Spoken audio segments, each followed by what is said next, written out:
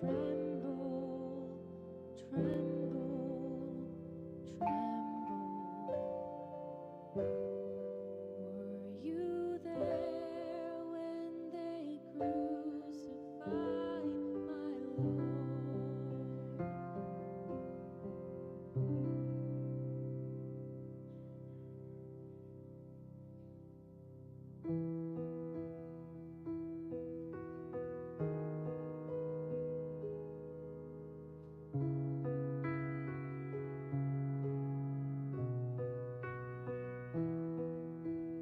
What can wash away my sin?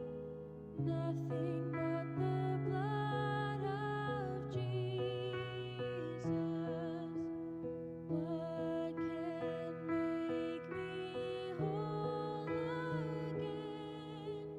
Nothing but the blood of Jesus. Precious is the flow that makes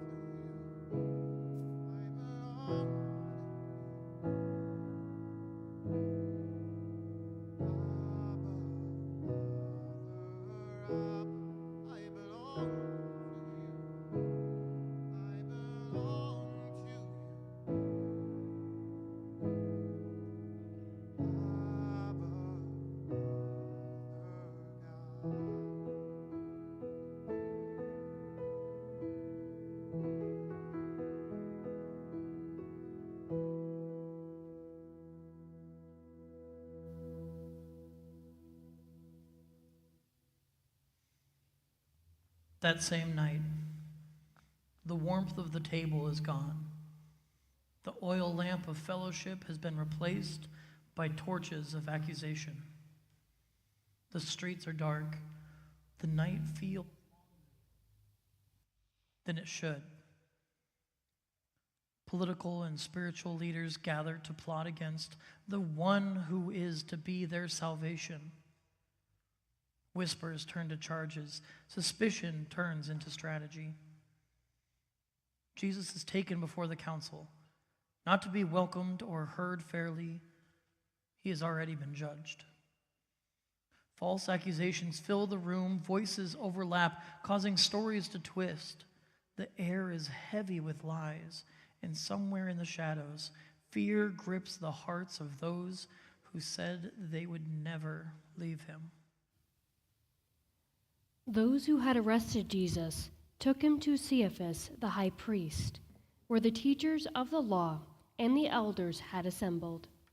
But Peter followed him at a distance, right up to the courtyard of the high priest. He entered and sat down with the guards to see the outcome. The chief priests and the whole Sanhedrin were looking for false evidence against Jesus so that they could put him to death.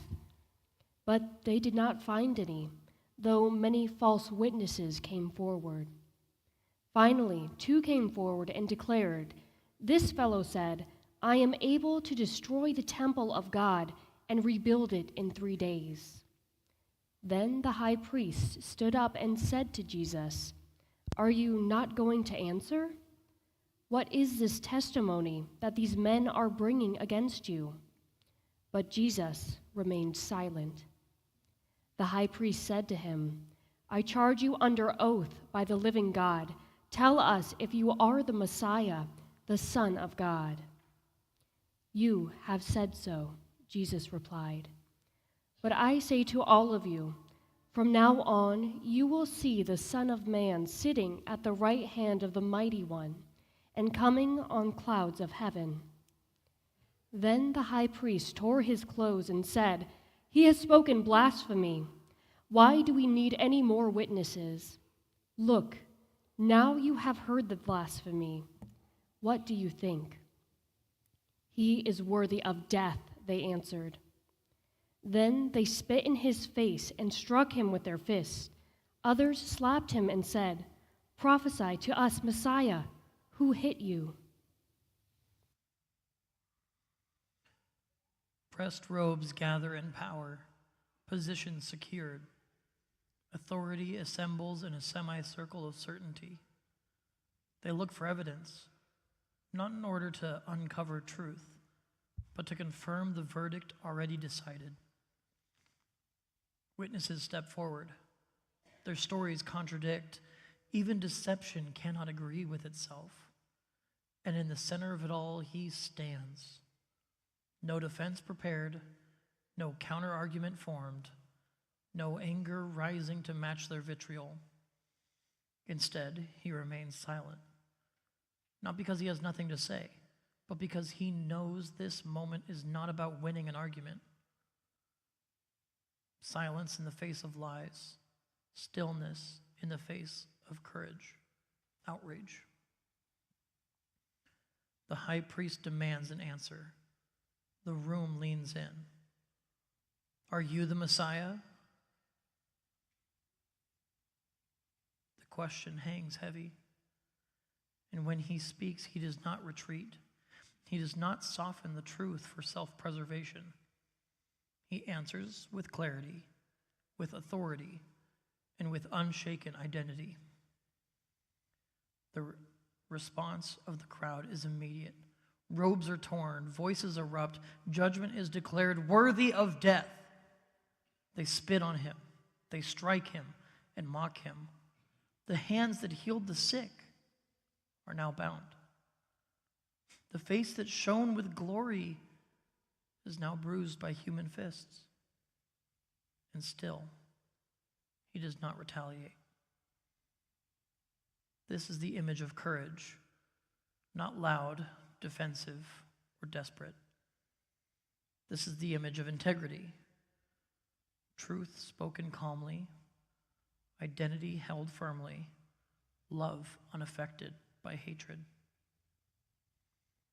This is a strength without requirement to dominate, power that does not need to prove itself. This is authority that does not crumble under pressure. It is he who carries the weight of the world without striking back. The one who could call down angels, but instead chose to endure. The council believes they are in control. However, from the perspective of heaven, the elite mob carries forth a divine plan. What looks like defeat is steady unfolding of our redemptive arc. And in the middle of this injustice stands mercy, silent and steadfast.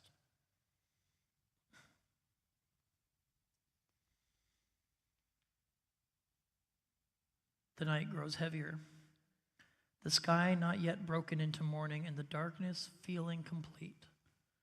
The Son of Man now stands before Pontius Pilate, a Roman governor, a man of authority, a government tool used to stoke fear. Pilate expects pleading from Jesus. Instead, silence. The crowd gathers. Religious leaders press forward and their voices begin to rise. The choice is clear. At least, it seems that way. Meanwhile, Jesus stood before the governor, and the governor asked him, "Are you the king of the Jews?" "You have said so," Jesus replied. When he was accused by the chief priests and the elders, he gave no answer. Then Pilate asked him, "Don't you hear the testimony they are bringing against you?" But Jesus made no reply, not even to a single charge, to the great amazement of the governor. Now it was the governor's custom at the festival to release a prisoner chosen by the crowd. At that time, they had a well-known prisoner whose name was Jesus Barabbas. So when the crowd had gathered, Pilate asked them, "Which one do you want me to release to you, Jesus Barabbas or Jesus who is called the Messiah?" For he knew it was out of self-interest that they had handed Jesus over to him. When Pilate was sitting on the judge's seat, his wife sent him this message: "Don't have anything to do with that innocent man, for I have suffered a great deal today in a dream because of him." But the chief priests and the elders persuaded the crowd to ask for Barabbas and to have Jesus executed. "Which of the two do you want me to release to you?" asked the governor. "Barabbas," they answered. "What shall I do then with Jesus, who is called the Messiah?" Pilate asked. They all answered, "Crucify him." "Why? What crime has he committed?" asked Pilate. But they shouted all the louder, "Crucify him!" When Pilate saw that he was getting nowhere, but that instead an uproar was starting, he took water and washed his hands in front of the crowd. "I am innocent of this man's blood," he said. "It is your responsibility." All the people answered, "His blood is on us and on our children." Then he released Barabbas to them, but he had Jesus flogged and handed him over to be crucified.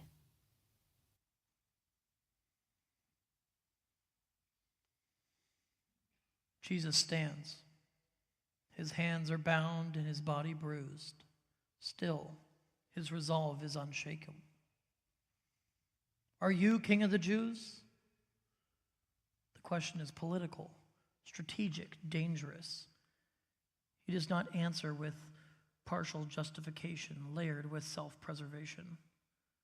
Instead, his answer is calm and steady, and just as strategic as the question itself. Accusations come again, this time louder and more urgent than before. Pilate waits for rebuttal, but none comes. Perhaps it's the silence that unsettles him. Power is supposed to be more raucous, authority more obstinate.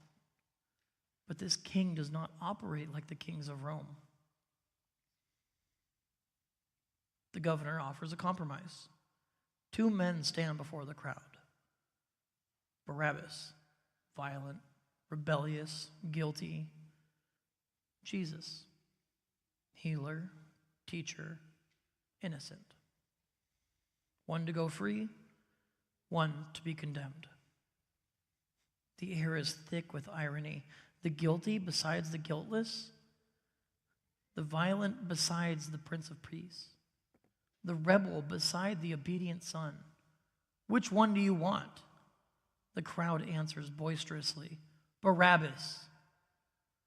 The name echoes. Pilate presses further, what should I do with Jesus? There's a moment, a thin, fragile moment. All of history of heaven and earth, the past, present, and future, could hold its breath. Crucify him. They roar, crucify him. Not just once, not hesitantly, but again and again. Crucify him. Crucify him. Pilate searches for a reason. What crime has he committed? But their ears are closed as guttural shouts impose their neglectful will. Crucify him. Pilate washes his hands, a hollow public gesture, an attempt to distance himself from responsibility.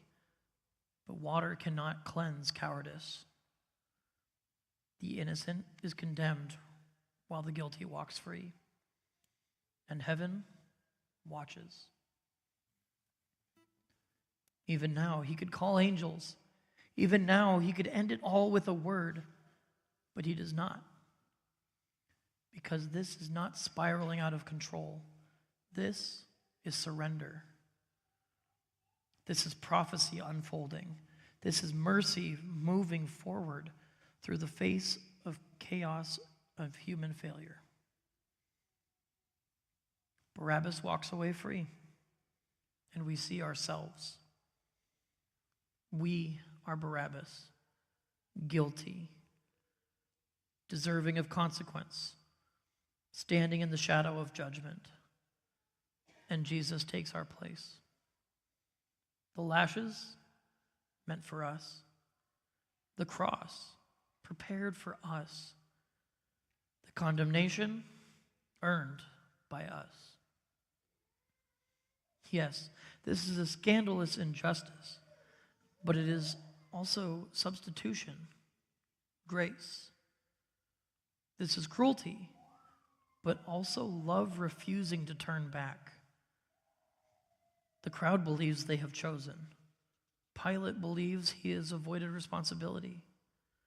The leaders believe they have secured victory, but be still and know the Lamb is walking exactly where he intends to go. This is the cost of love. This is redemption unfolding in real time. God's plan moving steadily through human weakness, political compromise, and roaring crowds. The king stands condemned, so rebels can go free.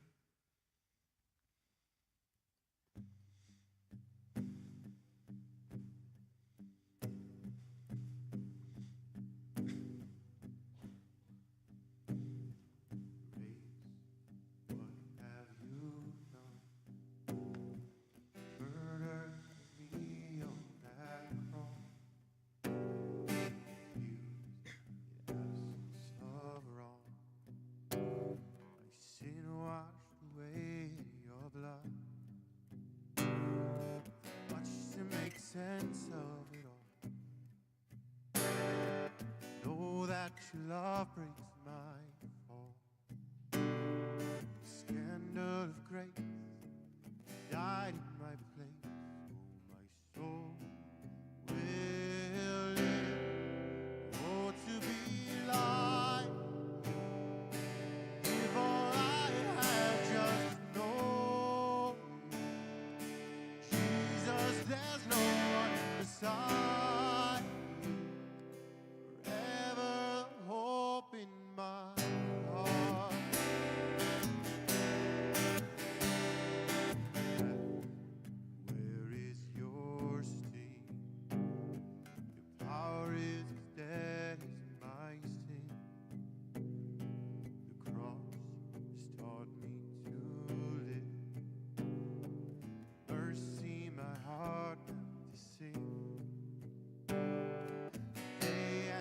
trouble shall come. I know that your strength is enough. The scandal of grace died in my place. Oh, my soul will live. Oh, to be life, give all I have just to know. Jesus, there's no one beside. Forever the hope in my heart. Oh, to be like, give all I have just to know. Jesus, there's no one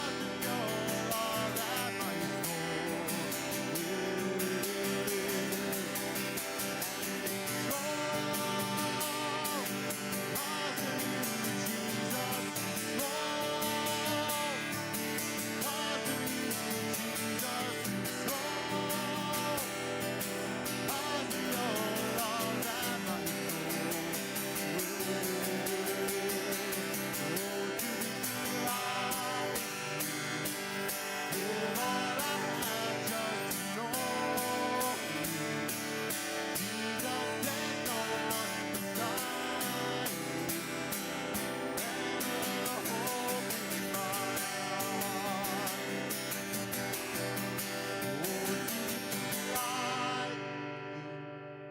Give all I have just to know you. Jesus, there's no one beside you.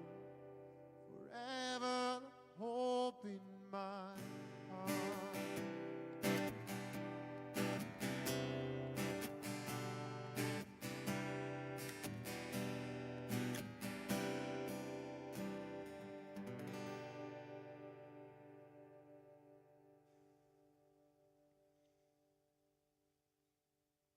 The streets are now quiet as the sun begins to show over the horizon. The palms are gone, the hosannas are silent. Now there is only dust, soldiers, only the sound of wood against torn skin. The weight of the cross presses on the linchpin of humanity's salvation. Rough timber, splintered beams, heavy with the burden of all creation. Back door open, blood marking every step. His feet stumble as the crowd mocks, jeers, insulting epithets. Some avert their eyes from the gruesome, savage spectacle. And yet, he does not stop. He does not curse. He does not resist. He does not turn back. As the soldiers led him away, they seized Simon from Cyrene, who was on his way in from the country, and put the cross on him and made him carry it behind Jesus. A large number of people followed him, including women who mourned and wailed for him. Jesus turned and said to them, "Daughters of Jerusalem, do not weep for me. Weep for yourselves and for your children. For the time will come when you will say, 'Blessed are the childless women, the wombs that never bore and the breasts that never nursed.' Then they will say to the mountains, 'Fall on us,' and to the hills, 'Cover us.' For if people do these things when the tree is green, what will happen when it is dry?" 2 other men, both criminals, were also led out with him to be executed. When they came to the place called the Skull, they crucified him there, along with the criminals, one on his right, the other on his left. Jesus said, "Father, forgive them, for they do not know what they are doing." And they divided up his clothes by casting lots. The people stood watching, and the rulers even sneered at him. They said, "He saved others, let him save himself if he is God's Messiah, the chosen one." The soldiers also came up and mocked him. They offered him wine vinegar and said, "If you are the king of the Jews, save yourself." There was a written notice above him which read, "This is the King of the Jews." One of the criminals who hung there hurled insults at him. "Aren't you the Messiah? Save yourself and us." But the other criminal rebuked him. "Don't you fear God," he said. "Since you are under the same sentence, we are punished justly, for we are getting what our deeds deserve. But this man has done nothing wrong." Then he said, "Jesus, remember me when you come into your kingdom." Jesus answered him, "Truly I tell you, today you will be with me in paradise."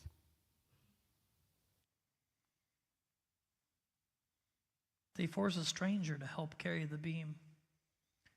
Even creation seems to groan under the pressure of these extraordinary events. Women weep openly in the street, and even now, bent in agony beneath the blood-soaked cross, he speaks words of comfort. He walks step after step toward a hill shaped like a skull. 2 criminals follow beside him, each guilty and condemned. And in between them, the only innocent man that ever lived. They lay him down on the cross.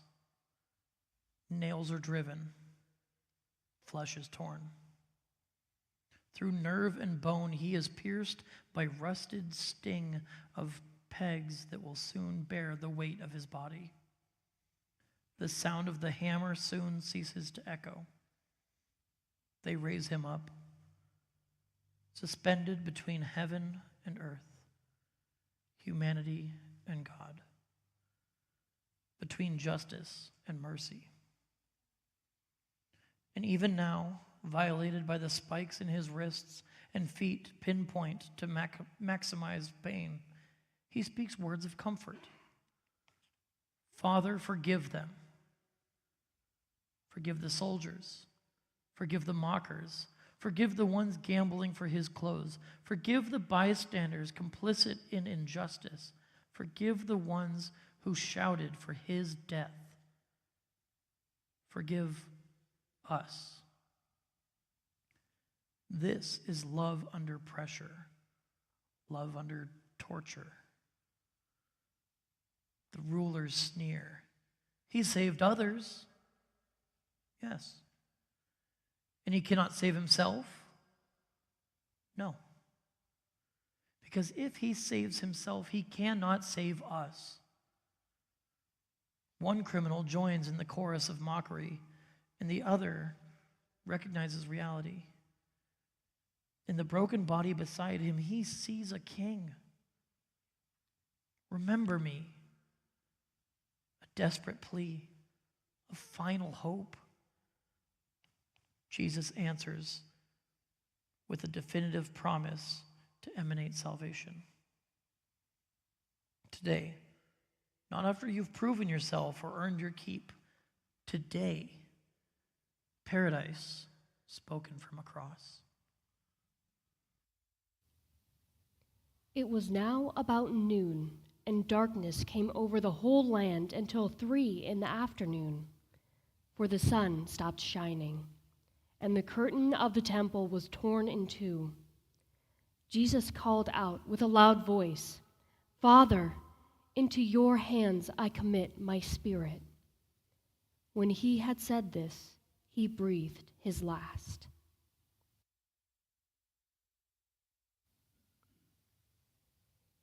Gradually, the crowd disperses, save the weeping ones who understand the gravity of the present moment. The earth groaned, the sun obscured by the clouds like a supernatural cowl. Darkness over all the land. Torn is the barrier between Creator and his creation. Jesus cries out to his Father, not as a defended victim of circumstance, but as the Son completing his mission. Freely, he gives up his Spirit. It is finished. Love poured out, not partially, not reluctantly, completely. From the upper room to the courthouse to the cross. Love to the very end. And for a moment, everything is still.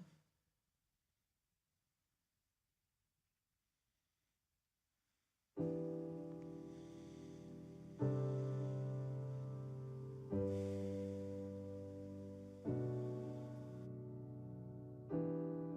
carried the cross upon your back, bleeding until your final breath. Tears of blood, a crown of thorns.